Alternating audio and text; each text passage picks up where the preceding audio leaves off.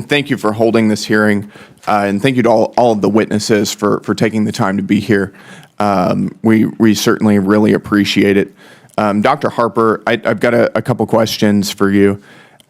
Just starting out, do you believe that ageism is a form of bigotry? Yes. You do?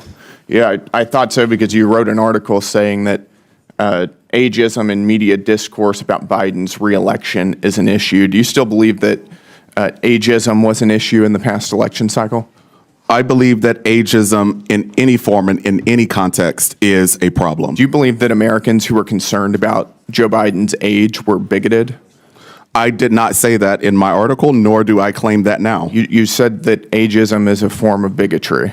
Ageism is a form of bigotry, but I did not say that in my article. And you cannot misrepresent my idea. Okay, well, why don't you provide your explanation for that? Ageism is a form of bigotry. People who were concerned about Joe Biden's age were ageist. How do you square that? I'm less concerned about Joe Biden's age. I am more concerned about young people and older Americans being systematically denied opportunities and access because of their age. Do you think that Joe Biden's age had a relation to his cognitive decline? That is outside of my area of expertise. Do you need to be an expert to determine whether an 82-year-old man who is clearly visibly declining mentally on camera, if that has anything to do with his age? I'm not a cognitive scientist. You're not? Okay. Of course you're not. Do you think those Americans were right to be concerned about Joe Biden's age?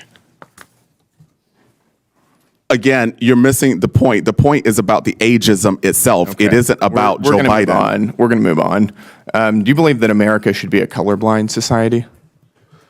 For instance, should people be treated differently based on their race? It's just a yes or no question. It's not a yes or no question. It's a yes or no question. It is as I said in the beginning of my testimony, America yes has not done right by indigenous peoples, by black people, by Asian American and Pacific Islander people. Should people be treated differently based on their race? Yes or no? People should receive the services and the support and the remedies that are owed to them. That they should be treated differently based on their race. They should receive the remedies that are owed to them because of the systemic racism and injustice. Do you believe that race should be considered in employer hiring practices?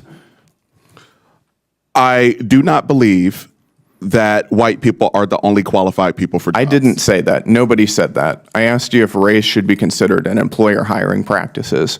And you're not going to intimidate me by slandering me as a racist. I did not call you a racist. No, you're not going to intimidate me by insisting that I called you a racist. It's a straightforward question. It's a yes or no question. Should race be considered in employer hiring practices? Yes or no? I believe that diversity ought to be considered as companies and other organizations attempt to reflect their customers, our country. I'll take that as a yes. Which race do you think should be preferred?